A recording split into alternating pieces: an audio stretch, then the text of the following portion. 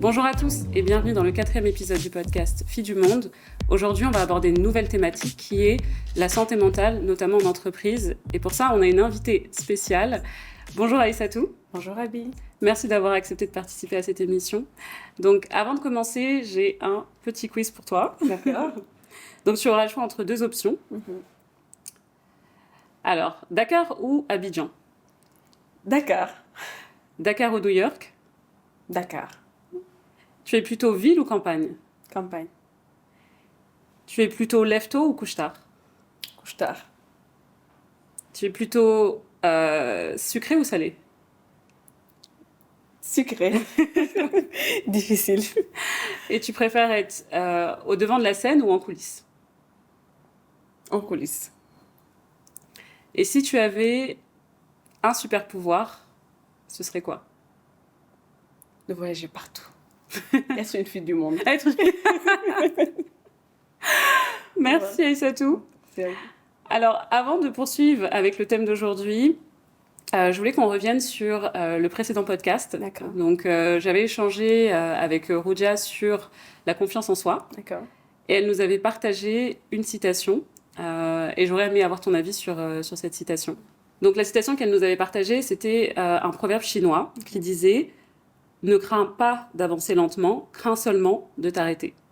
Tout à fait Qu'en d'accord. penses-tu? Tout à fait d'accord. Quand on avance, c'est qu'on est sur la bonne voie. Oui, je suis entièrement d'accord avec ça. Donc, merci Aïssatou d'avoir donné ton avis sur cette citation. Est-ce que tu peux nous parler un peu de toi pour ceux qui ne te connaissent pas? Oui, je m'appelle Aïssatou Diallo. Je suis médecin, psychiatre, psychothérapeute familiale et systémique. Donc, j'accompagne les familles et les couples. Je suis mariée, je suis mère de 2 enfants. Et donc, depuis combien de temps est-ce que tu exerces en tant que psychiatre? Depuis 2017. Depuis 2017, oui. D'accord. Et donc, qu'est-ce qui t'a poussé à devenir psychiatre?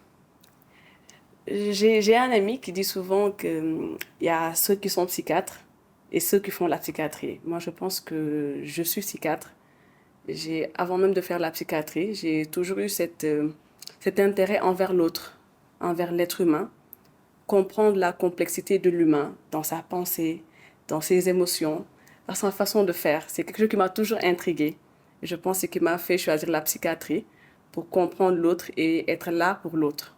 Et concrètement, c'est quoi le rôle d'un psychiatre? Qu'est-ce que vous faites au quotidien? D'accord. Un psychiatre, c'est déjà un médecin donc, qui fait 8 ans de formation, après qui fait la spécialisation médicale de la psychiatrie. Donc, il est chargé de faire le diagnostic, la prise en charge, c'est-à-dire le traitement et la prévention des troubles mentaux. C'est ça l'objectif d'un psychiatre. Maintenant, il y a des psychiatres, en plus de faire l'activité psychiatrie médicale, qui font des psychothérapies. C'est-à-dire qu'ils sont, en plus d'être psychiatres, des psychothérapeutes. Des psychothérapeutes, c'est-à-dire qu'ils font des séances de psychothérapie, qui peut être psychothérapie familiale, qui font des thérapies cognitives et comportementales ou des psychologies cliniques. D'accord. Et c'est Est-ce quoi que la c'est clair? différence? Oui, c'est très clair. D'accord. Oui, c'est très clair. Et parce qu'on confond souvent le métier de psychiatre avec le métier de psychologue. Est-ce que tu peux nous expliquer un peu c'est quoi la différence? Effectivement, c'était ça. Donc, le psychiatre est d'abord un médecin, ce qui est différent d'un psychologue qui est une spécialité sociologique. Donc, c'est différent déjà la formation. La psychologie, c'est un master qu'on obtient. Le psychiatre, c'est quelqu'un qui fait une spécialité médicale. Donc, il peut prescrire des médicaments, ce qui n'est pas le cas du psychologue. Le psychologue fait plus des psychothérapies, donc des séances de psychothérapie, de soutien, avec les différents types de psychothérapie. Alors que le psychiatre peut prescrire des médicaments pour hospitaliser à l'hôpital ou dans une clinique. D'accord. Oui, donc c'est beaucoup plus clair. Effectivement. Donc, pour être psychologue, on n'a pas forcément besoin d'un diplôme de médecin, c'est ça? Non, on n'est pas médecin. Okay. Un psychologue, c'est différent d'un médecin. Le psychiatre, lui, il est médecin d'abord avant d'être psychiatre. Donc, c'est une spécialité médicale, comme un neurologue, comme un dermatologue, ainsi de suite. D'accord. Et qu'est-ce qui te plaît le plus dans ton métier?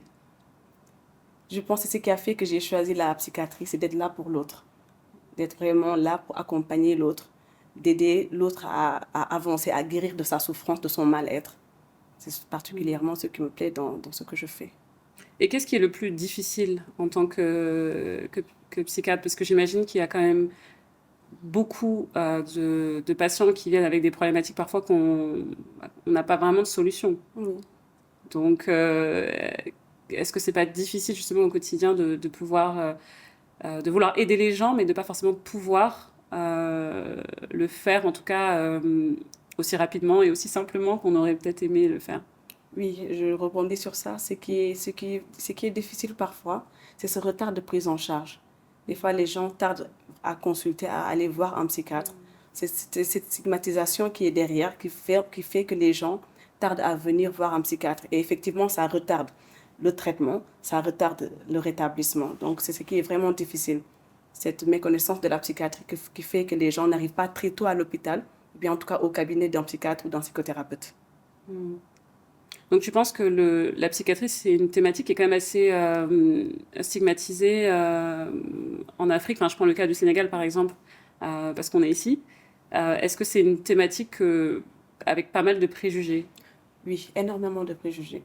Parce que souvent, les gens voient le malade mental, un terme que nous n'aimons pas, le dof, le fou, comme quelqu'un qui a subi une malédiction, comme quelqu'un qui est maudit, soit par les ancêtres, soit par Dieu, soit qui a commis une erreur, voilà, particulièrement chez les Débous que j'aime beaucoup charrier. Donc voilà, donc c'est cette connotation, cette représentation de la maladie mentale dans la société sénégalaise, africaine de manière générale, qui fait qu'il y a beaucoup de préjugés et que les gens, au lieu d'aller voir le psychiatre, parce qu'effectivement, qui peut être bien pris en charge, ils préfèrent aller voir le marabout, le praticien, et souvent ce qui retarde la prise en charge.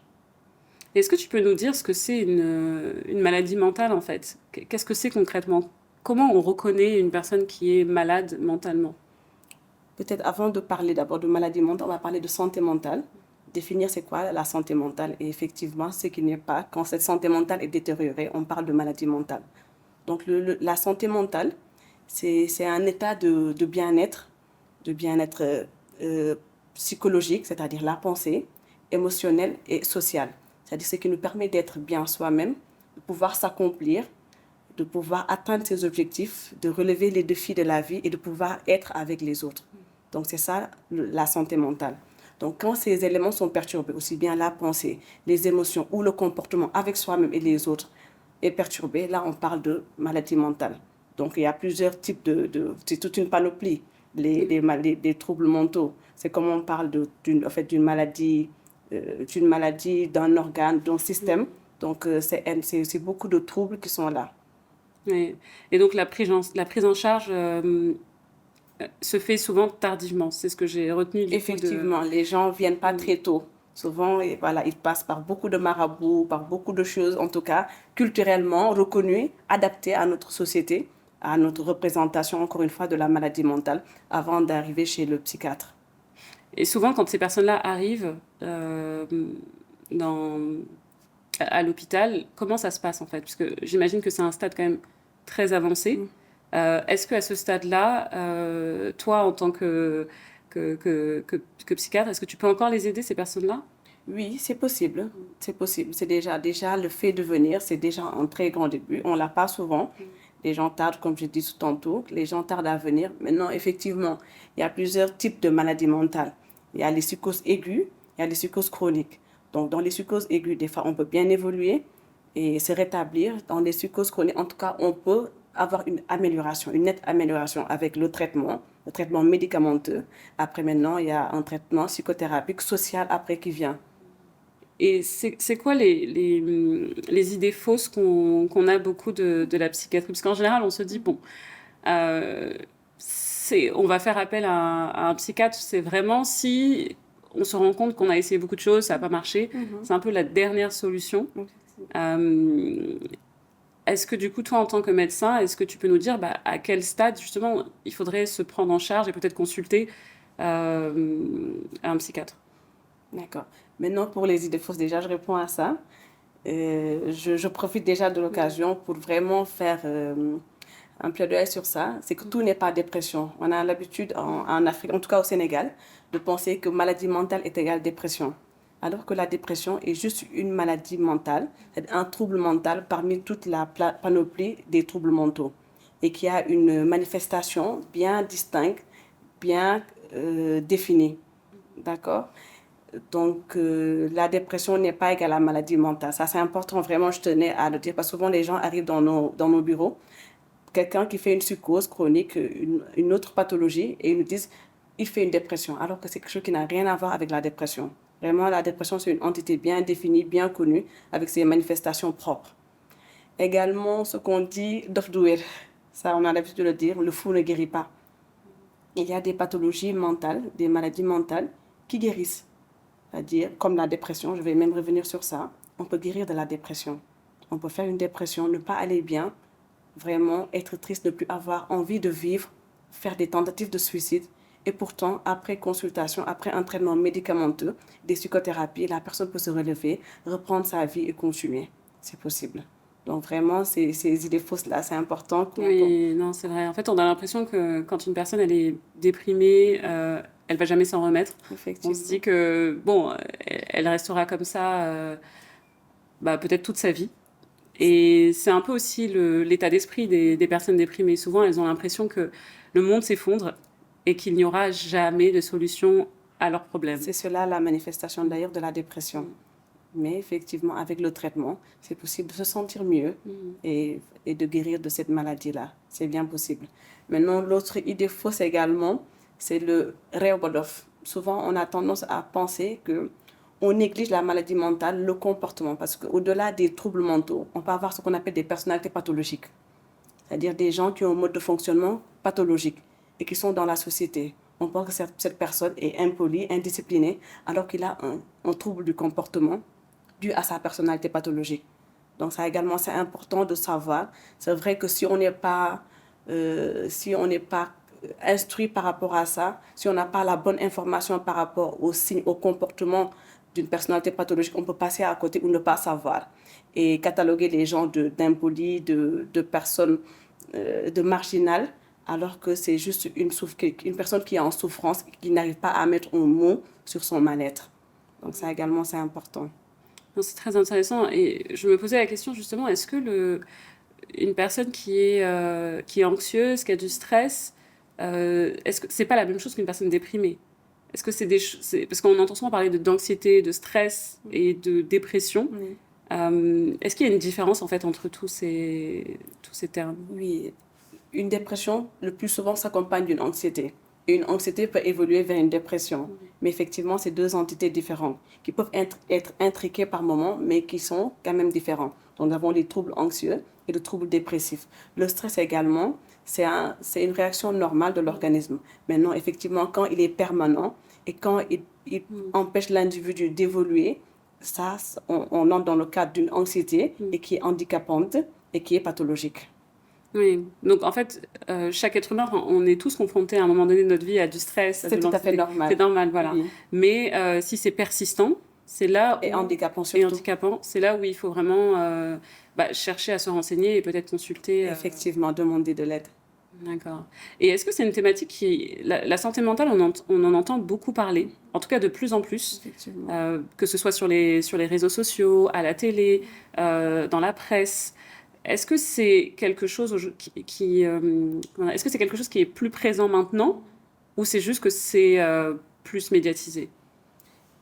Je pense que c'est surtout les médias ont beaucoup aidé, les réseaux sociaux également ont beaucoup aidé. On se rend compte que maintenant les gens sont vraiment à cheval sur les réseaux sociaux, les gens communiquent. C'est tant mieux parce que ça permet de faire connaître la santé mentale. Et également les mentalités ont changé. Les gens de plus en plus vont voir un psychiatre, un psychothérapeute. Bien vrai qu'il y a toujours la stigmatisation derrière, la peur d'être jugé. Est-ce qu'on ne va pas penser que je suis fou?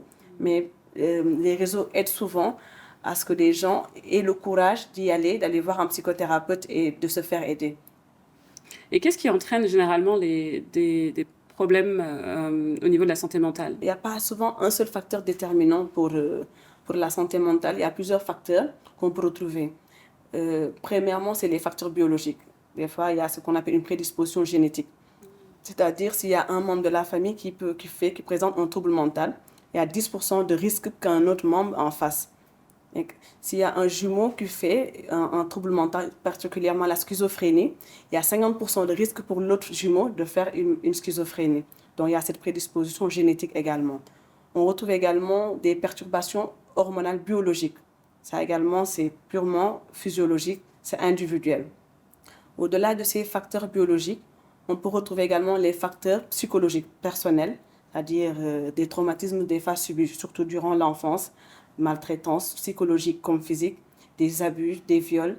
Des fois, c'est des traumatismes qui restent, qui vraiment perturbent l'individu et qu'à l'âge adulte ou bien même à l'adolescence, commence à présenter des troubles du comportement. On pourrait également retrouver des facteurs socio-environnementaux, par exemple la pression qu'une personne peut subir au quotidien, la maltraitance, des abus que la femme peut subir, également sont des facteurs de risque de survenue d'une maladie mentale, particulièrement la dépression chez la femme ou les états de stress post-traumatique. On peut retrouver également la prise de drogue, ce que nous appelons les substances psychoactives. La cocaïne, le cannabis, c'est des facteurs qui peuvent faire survenir une maladie mentale. Donc, il y a plusieurs facteurs qu'on retrouve et souvent intriqués peuvent aboutir à une maladie mentale, en tout cas à une perturbation de la santé mentale de l'individu. D'accord, non, c'est hyper intéressant parce que moi je me posais du coup la question, est-ce que les femmes sont plus touchées par des problèmes de santé mentale que les hommes ou pas? Oui, la dépression surtout, particulièrement, il a été démontré scientifiquement que les femmes font 2 fois plus de dépression que les hommes. Voilà, dû également à certains facteurs. Les facteurs biologiques déjà, hormonaux, ça c'est notre, c'est notre cadeau de la nature. Donc les hormones, les perturbations hormonales durant notre cycle menstruel, durant la grossesse, durant le postpartum, durant l'accouchement, durant l'allaitement, durant la ménopause, tous ces moments, ces événements de la vie sont des moments de vulnérabilité. Également, il a été montré que le facteur qui régule la réponse au stress chez la femme est beaucoup plus vulnérable que par rapport à l'homme. Donc également ça qui fait une particularité que la femme est beaucoup plus sujette à faire une dépression. Maintenant, également, il y a la maltraitance. On est d'accord que dans la société, les femmes subissent beaucoup plus de maltraitance que les hommes. Je ne dis pas que les hommes ne subissent pas de maltraitance, mais elles subissent beaucoup plus de maltraitance, de sévices corporels qui font qu'elles sont beaucoup plus vulnérables par rapport à la dépression comparée aux hommes. Et est-ce que tu aurais une histoire à nous partager, en tout cas dans ta carrière, est-ce qu'il y a une histoire qui t'a particulièrement marquée? Est-ce que tu peux nous en partager un bout peut-être? Oui.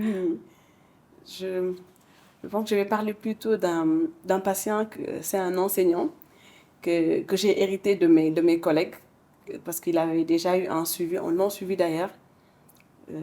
Ça n'a pas toujours marché, ça n'avait pas marché. Donc, qui était dans les régions. Chaque fois, il venait consulter, ça n'évoluait pas. On lui mettait des arrêts maladie tout le temps à répétition, ce qui avait créé vraiment des difficultés à son école. Il a même risqué la radiation de la fonction publique. Et pourtant, c'est quelqu'un qui voulait vraiment s'en sortir. Donc, quand je l'ai reçu la première fois, il m'a dit, docteur, je veux guérir. Docteur, je veux vraiment m'en C'est beau, sortir. hein. Et ça, avant même de le voir, quand j'ai vu son dossier, j'ai dit, bon, lui, de toute façon, il a eu tellement de cicatrices que moi, je ne peux rien faire. D'emblée, j'étais là, j'ai abandonné.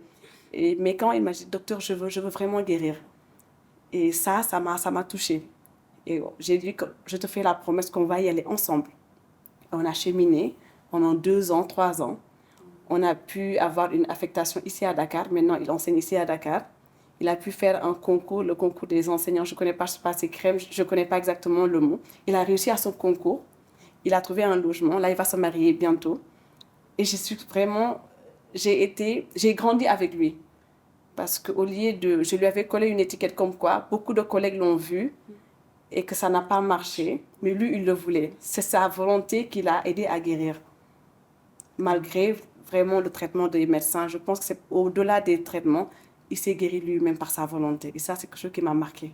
Ouais, c'est une très très belle histoire et ça montre aussi qu'on guérit mais avec le temps. Parce que souvent quand on est atteint d'une maladie, enfin quelle qu'elle soit, hein, on a tendance à vouloir guérir vite. On n'a pas cette patience d'attendre 6 mois, 1 an, 2 ans, 3 ans.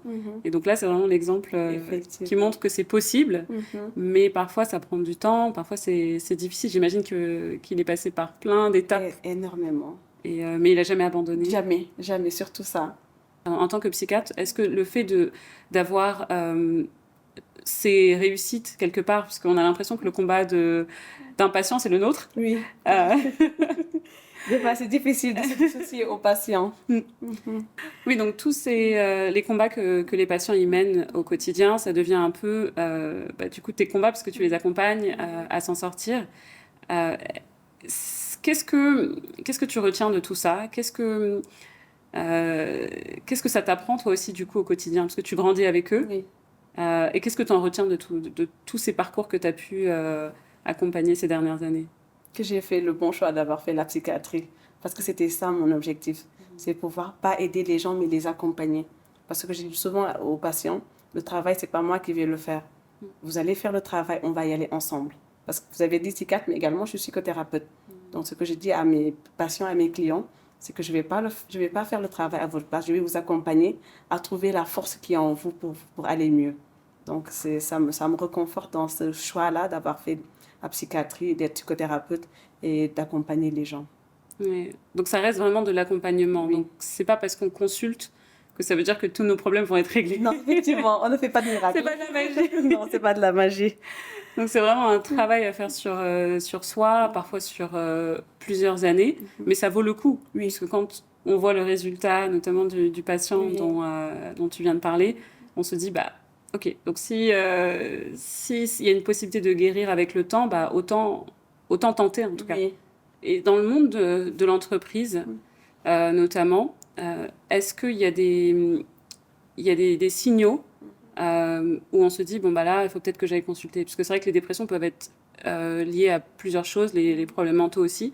Mais plus spécifiquement dans le monde de l'entreprise, j'imagine que tu as peut-être eu des cas de personnes qui ont eu des problématiques peut-être dans leur vie professionnelle qui les a amenées après à consulter.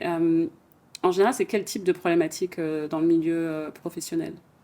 Ce qu'on rencontre principalement, c'est l'épuisement professionnel, ce qu'on appelle classiquement le burn-out. Burnout. Dernièrement, il y en a énormément. Les gens sont épuisés sur le plan professionnel. Et ça, ce qu'il faut, c'est de consulter. Effectivement, les gens viennent consulter. D'ailleurs, c'est tant mieux. Je salue certaines entreprises qui le font, qui collaborent avec des psychothérapeutes ou avec des psychiatres pour accompagner leurs employés. Parce qu'ils se sont rendus compte que quand il y a cet épuisement professionnel, quand il y a beaucoup d'agents qui sont épuisés, il y a ce qu'on appelle un manque de productivité de l'entreprise. L'entreprise n'est plus productive et que souvent ils sont obligés soit de changer d'employé, soit en tout cas qu'il y ait eu des absences récurrentes dans l'entreprise. Maintenant, ce qu'on conseille à ces personnes, c'est de consulter. Parce que le souci avec l'épuisement professionnel, c'est plus on continue à penser qu'on va aller mieux, on ne va pas s'en sortir. C'est-à-dire que c'est un cercle vicieux. Plus on continue, plus on s'épuise et encore et encore. Et le risque, c'est de vraiment faire une dépression. Donc, l'épuisement peut se compliquer d'une dépression ou bien faire d'autres pathologies. Parce qu'il y a des gens qui font carrément une psychose. Quand je dis une psychose, c'est vraiment dans le cas de la schizophrénie où la personne a une rupture avec la réalité. Et c'est possible. Donc, vraiment, ce qu'il est important, c'est de consulter. Et c'est quoi justement l'épuisement professionnel? Tu parlais de burn-out. C'est quoi concrètement? Comment ça se manifeste? Ça se manifeste souvent par ce manque de motivation à aller travailler, à ne plus être motivé par son travail, à ne plus vouloir même avoir. Parce que dans la santé mentale, c'est cet état, comme je l'ai dit tout à l'heure, de vouloir s'accomplir, de vouloir réaliser, se réaliser et réaliser. Et quand on arrive à ne plus vouloir faire cela, à ne plus se dire que je dois travailler parce que je suis épanouie au travail, parce que ça me permet d'être moi-même, parce que ça me permet de réaliser des choses dans ma vie, de concrétiser des choses dans ma vie. Quand on n'a plus ce goût à cette réalisation personnelle, c'est-à-dire que là, on fait un épuisement professionnel. On est souvent, maintenant, il y a des signes que ça s'accompagne. On ne dort pas suffisamment, on a tout le temps mal quelque part. Souvent, on se plaint de troubles gastriques, on se plaint de douleurs permanentes. J'ai souvent mal à la tête, je ne vois pas bien. Des fois, j'ai des tensions, ce qu'on appelle les céphalées de tension. Donc, il y a plusieurs manifestations physiques qui sont juste une somatisation de cet épuisement-là. C'est-à-dire que c'est le corps qui ne va pas bien parce qu'effectivement, le cœur est fatigué, le cerveau est fatigué. Et ça se manifeste à travers le physique, dans ce qu'on appelle la somatisation. Ouais. Et est-ce qu'avec Au moment du Covid, avec la pandémie, est-ce qu'il y a eu une baisse de ce nombre de situations, enfin, de cas ou pas? Parce que du coup, il y a eu beaucoup d'entreprises qui étaient en télétravail, donc on va dire que les employés avaient un peu plus de liberté, entre guillemets, hein. Donc, est-ce qu'il y a eu une baisse de ces cas-là ou pas du tout? Au contraire, vous avez reçu plus de cas pendant la période de la pandémie? Pas particulièrement de burn-out, mais il y avait beaucoup de pathologies psychiatriques dues surtout principalement à l'isolement social. L'isolement social, effectivement, c'était un moyen de diminuer la propagation de la maladie, mais à côté, ça a entraîné beaucoup de troubles anxieux, de troubles dépressifs, parce que les gens étaient laissés à eux-mêmes. Donc, les gens n'arrivaient pas à interagir avec les autres. Donc, cette socialisation, ce manque de socialisation faisait que les gens étaient laissés à leurs pensées, à leur angoisse, surtout à leur angoisse de mort. Parce qu'effectivement, quand on entendait la Covid, on pensait de facto à la mort. Donc les gens étaient là face à cette peur de la mort permanente, quasi permanente, médiatisée, et qui faisait que les gens faisaient des troubles anxieux, des troubles dépressifs. Nous en avons eu énormément, contrairement à ce qu'on pourrait croire. Oui, parce que les personnes, à un moment donné, perdent pied, en fait. Oui, C'est, on se dit, bon, c'est compliqué au travail, je rentre à la maison, c'est compliqué, donc je ne sais plus quoi faire. Donc c'est là, enfin, beaucoup de gens s'isolent après. Effectivement. Et les réseaux sociaux peuvent aider enfin, dans certains cas, Oui. mais parfois, c'est vrai qu'on a souvent tendance à regarder les réseaux sociaux, on voit que tout le monde a une vie à peu près parfaite. Parfaite, c'est Voilà. ça. Et donc on se dit, bah, pourquoi pas nous? Oui. Et donc ça commence à créer des frustrations. Aujourd'hui, est-ce que tu penses que les réseaux sociaux ont un impact positif ou pas, justement sur les personnes qui sont en dépression? Je, En dépression, je ne saurais dire parce que quand même, c'est pour certains, ça leur a permis de connaître les structures ou en tout cas savoir quoi faire. Parce qu'effectivement, des fois, il y a des réseaux qui disent, en tout cas, qui donnent des informations utiles par rapport à la dépression. Reconnaître les signes de la dépression, savoir qui consulter, où consulter. Donc, c'est un point positif Des par rapport. informations utiles, oui. Effectivement. Donc, c'est comme toute chose, hein. Tout n'est pas, dans les réseaux sociaux, tout n'est pas positif. Maintenant, c'est de savoir faire le choix, le bon choix, le tri de ce que je prends de ces réseaux sociaux-là, qu'est-ce qui peut me servir de ces réseaux sociaux-là et les utiliser. Oui. Donc, il faut faire vraiment un tri, en fait, entre ce qui peut nous apporter quelque chose de positif et ce qui, au contraire, nous tire vers le bas, quoi. Effectivement. Et qu'est-ce que tu pourrais dire justement à une personne qui travaille dans une entreprise et qui ne se sent pas bien, mais qui n'a pas forcément le choix, parce que on est tous contraints parfois de faire des choses qu'on n'aime pas forcément, mais parce que derrière, on a une famille, on a un loyer à payer, on a des factures à payer. Que faire en fait dans ce cas? Voilà, on va au travail, on est démotivé, on est stressé, on a hâte de rentrer chez nous, mais en même temps, on se dit que on n'a pas d'autres possibilités et consulter un médecin, parfois, bah, ça demande quand même un effort supplémentaire. Il faut aller faire des recherches, etc. Donc, souvent, les personnes ont tendance à rester chez elles, à se dire, bah, j'ai pas de solution. Donc, que faire dans ce cas? Ce que je dis tout à l'heure, c'est si on n'est pas bien dans un travail, qu'est-ce qu'on fait? Moi, ce que je dis souvent, c'est que si une chose me coûte ma santé mentale, elle n'en vaut pas la peine. Donc, si un travail me coûte ma santé mentale, je peux déprimer, je peux faire une autre pathologie grave, je vais tomber malade, je vais être hospitalisée, je peux m'en sortir ou pas, je peux entrer dans une pathologie chronique je vais perdre. Ces personnes pour qui je me battais vont devoir se gérer eux-mêmes parce qu'effectivement, je ne suis pas là. Donc, je pense que un travail qui nous coûte notre santé physique, notre santé mentale, en vaut vraiment pas la peine. Ça, c'est mon avis personnel. Maintenant, comme tu dis, il y a des fois beaucoup de contraintes derrière. Maintenant, c'est de savoir faire le bon choix pour soi-même. Savoir se choisir d'abord avant de choisir l'autre. Parce que ce travail-là, tu le fais, pas forcément des fois pour toi-même. C'est clair. Voilà, donc est-ce que ça en vaut la peine réellement? Et donc, les cas que tu reçois, ce sont plutôt des salariés. Est-ce qu'il y a des cas qui concernent plutôt les entrepreneurs? Oui, Pas plus tard que la semaine dernière, j'ai reçu une dame qui est entrepreneur, effectivement, qui est une grande commerçante, qui fait beaucoup de choses. Mais ça lui prenait tellement de temps qu'elle n'avait même plus de temps pour manger, littéralement. Parce qu'effectivement, elle s'est dit qu'elle a commencé, qu'elle commence à avoir les fruits de son investissement, qu'elle ne va pas s'arrêter en si bon chemin. Et c'est qui ça a abouti Ça crée une pression supplémentaire. une pression supplémentaire. Là, actuellement, elle est hospitalisée. Elle avait beaucoup de choses qu'elle devait faire qui sont en stand-by parce qu'elle est malade, parce qu'elle n'a pas su se préserver. Donc, c'est toujours trouver l'équilibre, le juste milieu, ce qui n'est pas évident, mais c'est d'essayer en tout cas de trouver ce juste milieu-là entre sa santé physique et mentale et son travail. Oui, parce qu'en plus, on se dit au départ qu'on n'a pas le temps. On est tellement focalisé sur l'entreprise, sur son développement, que on ne voit pas, en fait, parfois même les signes. Hein. Peut-être d'autres personnes autour de nous peuvent nous dire, mais ça t'as pas l'air d'aller bien, mais on est focalisé, on se dit que non, il faut qu'on réussisse. Mais au final, on se retrouve à l'arrêt. Exactement, forcé. Donc, à forcer. Forcé. Donc, ça revient au même. En fait, autant même, c'est même pire. Donc, autant peut-être faire une pause au moment où ça commence à aller un peu moins bien et de vraiment, voilà, le travail est du coup moins important, enfin plus facile quand on n'est pas à un stade. Parce que le corps, quand même, il n'accepte jamais qu'on le force et qu'il ne peut pas faire. Quand même, le corps, il est magnifique et lui, il n'accepte pas qu'on lui mette de la pression.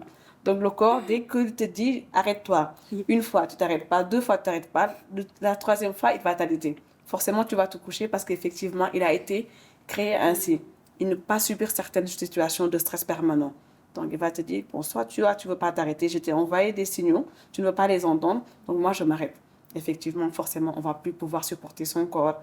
Parce que même la maladie mentale peut se manifester physiquement. On ne peut plus rien faire, on ne peut plus manger, on ne peut plus dormir, on ne ressent plus rien. Effectivement, c'est parce que le corps, lui, il est fatigué, il s'arrête. Donc, autant s'arrêter, comme tu l'as si bien dit, avant que le corps nous force à l'arrêt. Ouais, mais je pense que parfois on est tellement pris dans les situations du quotidien que on se dit bon, on verra ça plus tard. Et ça prend de l'ampleur et beaucoup aussi remettre en question la foi parfois. Donc on lie souvent la santé mentale à la religion. On se dit que normalement une personne qui croit ne devrait pas avoir de problème de santé mentale parce qu'on croit, donc on a confiance. Est-ce que tu as rencontré des personnes justement dans ce cas qui sont religieuses mais qui ont des problèmes de santé mentale?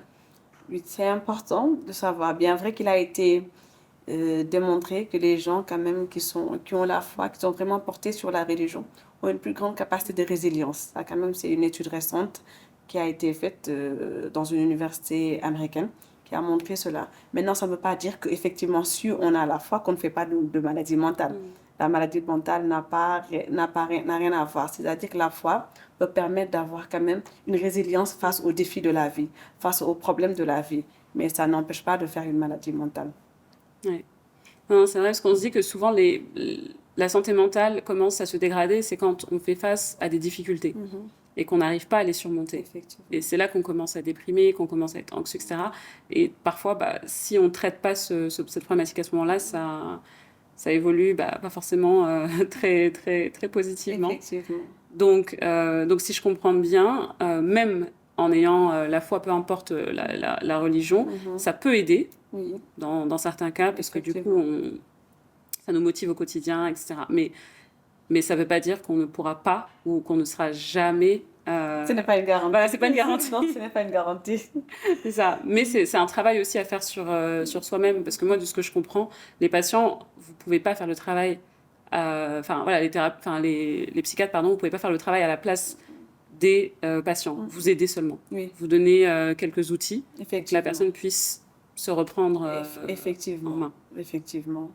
Mais quand ça concerne quelqu'un de proche, parce que moi, c'est la question que je me pose, et je pense que c'est pour ça que je pourrais jamais faire ce métier, c'est que en tant que femme, en tant que maman, en tant qu'épouse, en tant que sœur, c'est parfois compliqué en fait d'aider les proches.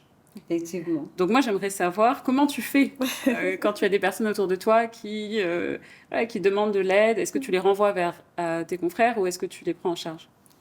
Tout dépend de l'état dans lequel se trouve la personne. C'est-à-dire que si c'est juste des difficultés au quotidien, c'est-à-dire que je peux donner à la personne les outils que je m'applique à moi-même pour gérer les défis de la vie. Ça, c'est juste ce que je fais. Mais si c'est vraiment une maladie mentale avérée, effectivement, on ne peut pas prendre en charge une personne, en tout cas, qui est proche de nous, un parent, un frère, une sœur, un mari, encore moins. C'est impossible. Et d'ailleurs, même dans notre travail, dans notre pratique au quotidien, on nous apprend à faire cette distance émotionnelle avec nos patients. Parce qu'il peut y arriver qu'on s'attache à un patient et dès que ça arrive, il est recommandé de passer la main à un collègue. Donc d'emblée, dès que tu es avec un patient, il faut créer cette distance émotionnelle-là. Ça ne veut pas dire qu'on n'est pas empathique, mais ça nous empêche de nous mettre à la place ou bien de ressentir des émotions subjectives, des sentiments qui font que si on s'identifie à la personne, ou bien qu'on prend cette personne comme en tout cas un proche. Parce que dès que ça arrive, ça peut biaiser des fois la prise en charge. C'est pourquoi on ne peut pas prendre en charge un proche. En tout cas, qui a une maladie mentale avérée. Mais j'imagine qu'il y a quand même des proches qui viennent te demander des conseils. Oui, c'est ça. Oui. Les conseils, c'est possible. Les conseils, comme je dis, c'est les conseils que je m'applique moi-même. Donc voilà, pour ces conseils, il n'y a pas de problème. Voilà, des fois, c'est une situation particulière, bien ponctuelle. Donc je dis à la personne, effectivement, il y a ça et ça, parce qu'effectivement, il y a la pratique, il y a l'expérience. Donc moi, j'aurais fait un... Ou bien dans cette situation, l'idéal, c'est de faire comme ça. Voilà. Maintenant, ça, c'est des outils d'accompagnement, un peu de coaching, comme on dit. Voilà, c'est différent vraiment d'une prise en charge psychiatrique. Ouais. Et quand on a des problèmes soi-même, Oui. l'autre question que j'ai, parce que du coup, ton rôle, c'est d'aider les autres. Oui. Mais quand toi-même tu es en difficulté, comment tu fais? Oui, c'est le pas évident. Ce que je dis souvent à mon mari, je dis que c'est mon mari, mon thérapeute. Parce que des fois, ce n'est pas évident, quand même, que c'est important de se le dire. Des fois, on reçoit beaucoup d'informations, beaucoup d'émotions des autres, on absorbe énormément, on entend beaucoup de choses vraiment qui nous perturbent. Forcément, on est des humains et des fois, on a besoin d'évacuer. Donc, et d'ailleurs, ce qui est recommandé, des fois, on dit entre collègues, des fois, de pouvoir faire des moments ensemble, des séances ensemble, de pouvoir évacuer, de pouvoir parler des cas qu'on a eus. Et ça nous permet un peu de se détacher de cette situation et de ne pas être affecté réellement. Donc, moi, c'est mon mari, mon thérapeute. Donc, il y a toujours quelqu'un. Oui, forcément, forcément. Et c'est important d'ailleurs. Maintenant, effectivement, quand on sent que réellement, encore une fois, quand on fait une maladie mentale avérée, il faut consulter. Même si c'est un collègue, mais il faut consulter. Même si on est psychiatre, même si on est psychothérapeute. Maintenant, voilà, ça, effectivement, ce n'est pas facile. C'est-à-dire aujourd'hui, moi, je fais une dépression. Il me serait difficile déjà de me dire, d'emblée, je vais me dire, comme tous les médecins, hein, comme tous les médecins, de manière générale, les médecins vraiment se soignent très mal. Et voilà. Comment on fait, par exemple, une personne qui nous regarde et qui nous dit, voilà, moi j'aimerais consulter Aïssatou, comment faire? Bon, moi, je suis à l'hôpital psychiatrique de Thiaroye, dans le public. Maintenant, effectivement, pour les séances de psychothérapie, je suis plus dans le privé. Mais malheureusement, je ne suis pas très réseaux sociaux. Peut-être je vais profiter de l'occasion, en tout cas, et me créer... J'ai un compte Facebook, je pense. J'ai un compte Instagram, je pense également. Je ne suis pas trop sûre.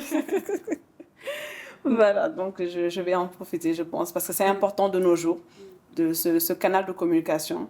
En tout cas, permet de vraiment de sensibiliser, d'informer et d'éduquer les gens. Donc, oui, c'est ça. Et de toucher vraiment tous les publics. Sur les réseaux sociaux, on a autant les jeunes que les plus âgés. C'est vrai. On va se mettre à jour. Je ne sais pas si tu as quelque chose à ajouter, justement. Est-ce que tu as, je sais pas, une suggestion, une recommandation à partager, que tu aimerais partager avec les auditeurs? C'est ce qu'on s'est dit tout à l'heure, c'est de consulter quand on sent qu'on ne va pas bien. Je pense que vraiment, j'insisterai jamais assez là-dessus. C'est-à-dire quand on ne va pas bien, vraiment de voir un spécialiste. Et que quand une situation nous coûte notre santé mentale, c'est qu'elle n'en vaut vraiment pas la peine. Voilà, donc c'est vraiment sur ça que j'insisterai. Qu'on ne peut pas être bien sans une bonne santé mentale, c'est impossible. On peut être tout ce qu'on veut, être riche, être belle, être tout ce qu'on veut. Mais si on n'a pas une bonne santé mentale, on ne peut même pas profiter de ces situations-là. Donc la santé mentale, je pense que c'est le noyau de l'individu. C'est vrai. Parce que souvent, on pense à la santé physique. On sait que la santé physique, c'est très important. Mais au final, avec... D'ailleurs, il y a la nouvelle définition de la santé de l'OMS. Ils ont mis la santé mentale. Que pour avoir la santé, pour définir la santé, il faut avoir une bonne santé mentale. Parce que oui, c'est complémentaire. Voilà. Sinon, on peut... Oui. Parfois, on se rend compte que la santé mentale, en fait, c'est parfois même plus important que la santé physique. Des fois, on a mal quelque part, mais ça ne nous empêche pas de pouvoir faire des choses, de pouvoir sortir. Voilà, tant qu'on est bien, on va dire, mentalement. Exactement. Mais quand on n'a pas le mental, même si le reste fonctionne, effectivement, on a l'impression que ça ne sert à rien parce que de toute façon, exactement. on ne peut pas en profiter. C'est surtout ce sentiment de n'être rien, voilà, de ne pouvoir rien faire. Ce sentiment de vide-là, c'est ce qui est vraiment désagréable dans la maladie mentale. Ouais. Et si tu devais, si on te donnait un super pouvoir et que tu pouvais changer quelque chose dans ce monde, qu'est-ce que ce serait? Changer quelque chose. Bon, je ne sais pas, je vais peut-être emprunter une citation d'un philosophe soufi, Rumi, qui disait que hier j'étais intelligent, je voulais changer le monde. Aujourd'hui je suis sage, je me change moi-même. Donc je ne pense pas que je vais changer le monde. Le monde il est bien comme il est. Je pense que c'est plutôt aux gens, des personnes, d'apprendre à s'améliorer, à changer pour soi et pour les autres. Je pense que si on se change, si on cherche le bien pour nous-mêmes et pour les autres, je pense qu'on se porterait mieux. Ouais, je te rejoins totalement et c'est tout.